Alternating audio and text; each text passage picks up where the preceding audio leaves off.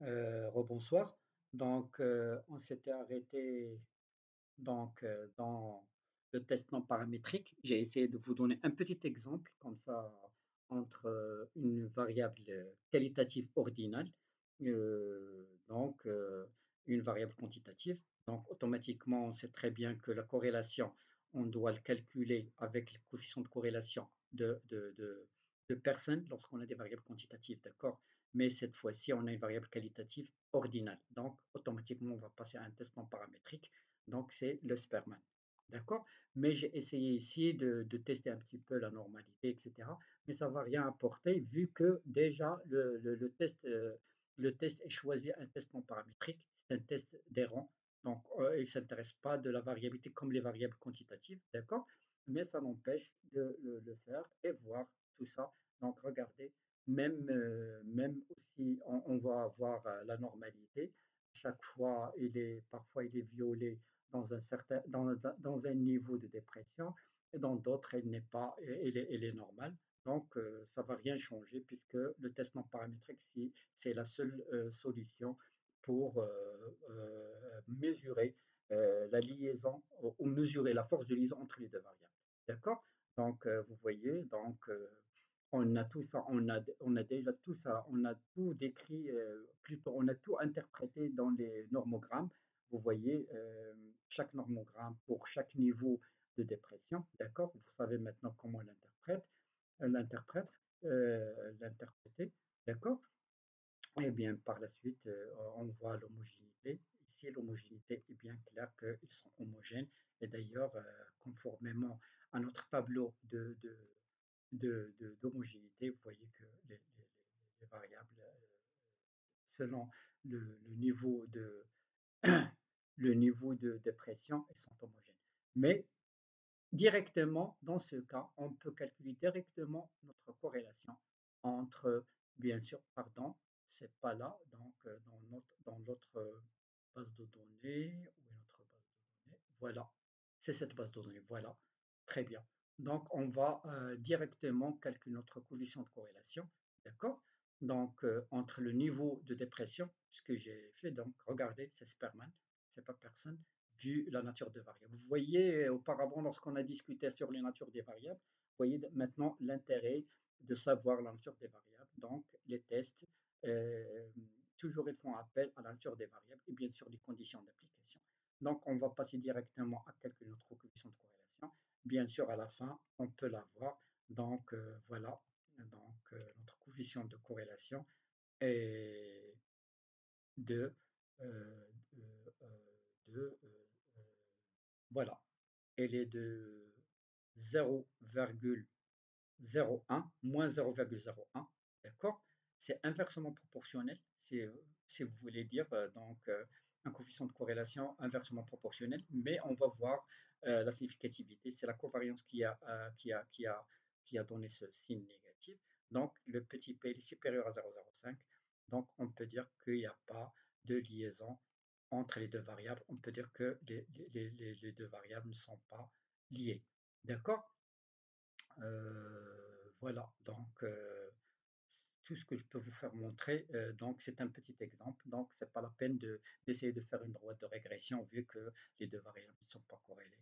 Bien sûr, on va tenter d'avoir une droite avec un nuage de points. Normalement, les deux variables ne sont pas liées, donc on va s'arrêter là sans faire cette régression. Mais si vous voulez le faire, donc essayez de faire une base de données malgré si vous n'avez pas une corrélation, essayez de le faire voir, d'accord? Essayez de, par exemple, faire une régression, par exemple, avec une équation, faisant, par exemple, dans la variable, bien sûr, dépendante, c'est les classes d'âge. C'est pas les classes d'âge, mais plutôt du niveau de dépression, d'accord? Et je vais mettre dans la variable explicative ou la variable indépendante x l'âge. Et donc, je vais essayer de chercher, regardez. Donc, je peux avoir, voilà, regardez ici. Donc, voilà, c'est le R carré. Le R carré, vous voyez? Donc, regardez ici. Regardez.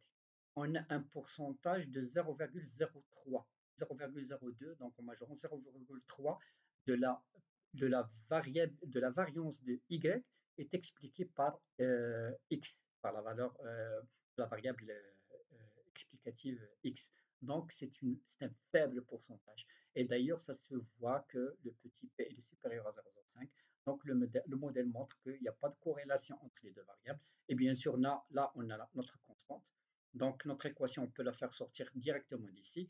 Si vous avez bien compris ce qu'on a fait auparavant, donc c'est y, la variable dépendante dans notre cas, c'est le niveau de dépression, égale AX, le coefficient de direction ou la pente, est égal à moins 0,002 fois X, qui est la variable explicative qui est dans notre calage, plus la constante qui est de 3,03.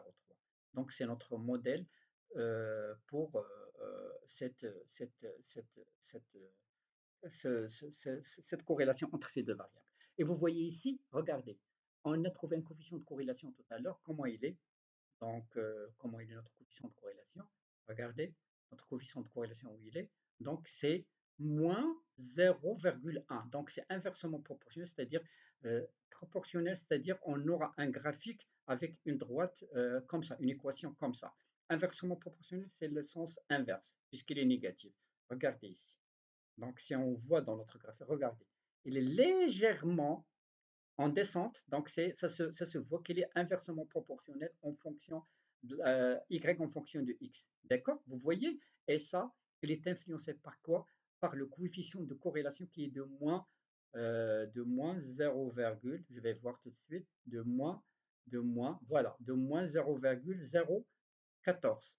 Donc, regardez, donc il est un petit peu, la droite, elle est en descente, c'est descendre, d'accord, c'est une droite descendante, d'accord, ça se voit, ça se montre qu'un coefficient de corrélation qui est négatif, d'accord, donc très bien, et vous voyez très bien, donc on peut, comme tout à l'heure, cliquer ici, double-clic, et bien sûr chercher cette équation, regardez, l'équation elle est là, regardez, notre pente, regardez, on va essayer de voir ici, notre constante est de 3,03, elle est là, regardez, et notre pente est de moins 0,002, elle est là, moins 0,001, puisque le 8, donc le troisième décimal, donc on va majorer, donc c'est 0,002, c'est ça. Vous voyez? Donc on peut bien sûr diminuer ce nombre, d'accord?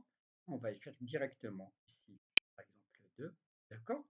Et je peux diminuer aussi là, donc en laissant deux décimales, associer l'étiquette et bien sûr faire appliquer et notre équation apparaît bien sûr dans notre graphique. D'accord? Donc voilà, j'essaie que j'étais vraiment clair.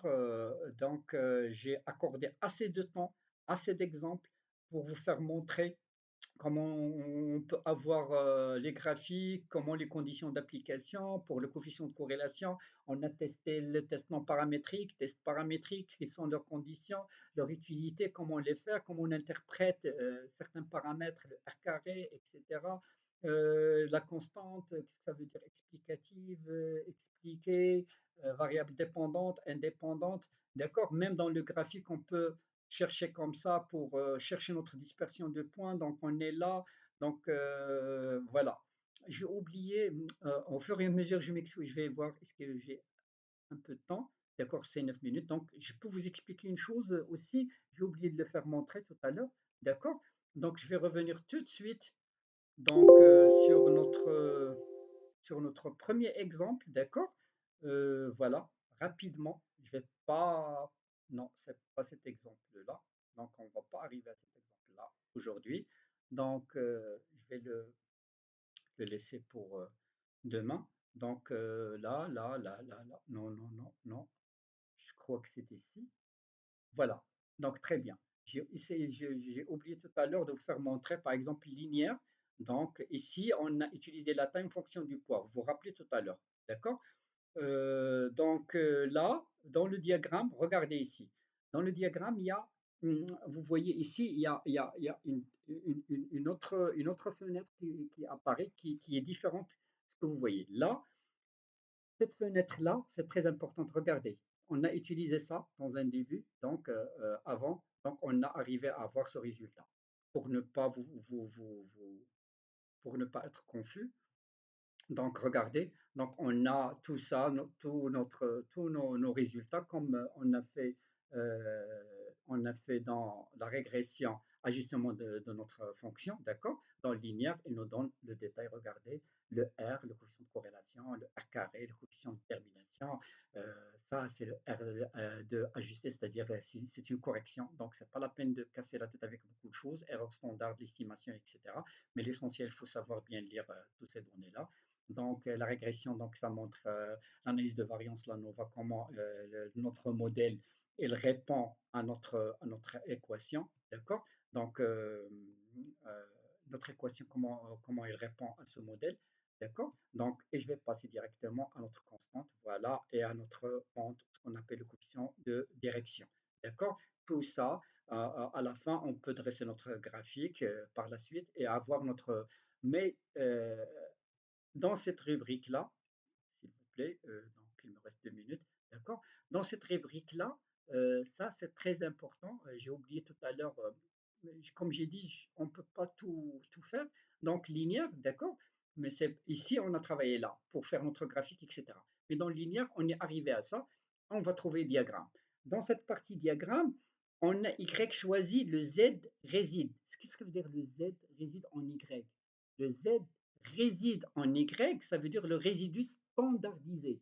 D'accord? Et dans X, je vais choisir Z pred. Qu'est-ce que ça veut dire Z pred? C'est valeur prédite.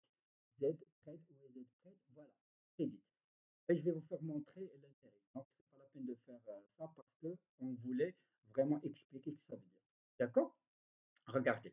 Donc, à la fin, je peux avoir ça. Regardez. Regardez, qu'est-ce que ça veut dire ça, ce diagramme-là? Ce diagramme-là, tout simplement, le graphique Z réside, c'est-à-dire les résidus standardisés avec les valeurs prédites, c'est-à-dire Z pred, doit montrer des points dispersés, aléatoirement autour de zéro. Regardez, autour de zéro sans motif clair. Donc, il n'y a pas de motif clair. S'il y a un motif en éventail, d'accord, généralement en éventail, donc les variances non égales. Si les résidus sont répartis aléatoirement autour de zéro, c'est-à-dire on a une hémostasticité, c'est-à-dire qu'on a des variances constantes ou des variances sont homogènes. Et là, comme vous voyez, il n'y a pas de motif clair, il n'y a pas d'éventail en U, en entonnoir, c'est-à-dire on a des points qui sont bien dispersés, comme on peut dire que nos variances sont d'une manière, leur dispersion d'une manière homogène. Ou plutôt, on peut dire toujours directement, c'est des variances constantes. Voilà. Donc, voilà, c'est comme dans Explorer, on peut vérifier, mais aussi là, on peut avoir ces résultats-là. D'accord? Donc, c'est un complément. Donc, vous pouvez comprendre plusieurs choses. Mais j'essaie d'être rapide et de vous signaler certaines choses. Mais je voulais vous faire montrer tout, mais malheureusement, contrainte du temps. D'accord? Donc, voilà, on a fini avec la régression, les corrélations. J'ai essayé de faire le tour sur tout ce qui est important. Donc, demain, Inch'Allah, je vais essayer d'attaquer cette dernière partie qu'on va travailler ensemble, les moyennes. D'accord? Le test T pour l'échantillon unique, le test T pour l'échantillon indépendant, le test T pour l'échantillon apparié et la NOVA. D'accord? C'est 5 donc, on va essayer de voir leur utilité. Et bien sûr, lorsqu'on a les conditions qui ne sont pas remplies, bien sûr, on va aller directement sur les tests non paramétriques. On va voir leur utilité. Ici, comment ça, il compense la comparaison des moyennes si jamais il y a un non-remplissage des conditions. Donc, on va avoir les tests non paramétriques, Kruskal-Wallis, Mann-Whitney, Wilcoxon, etc. Mais si les conditions sont remplies, on va travailler directement. Mais ça n'empêche, j'ai préparé à vous des exemples pour chaque situation. Comme ça, vous allez bien comprendre. J'ai essayé de faire des exemples qui sont simples. Donc, à très bientôt. Donc, et bonne soirée. Voilà. Merci.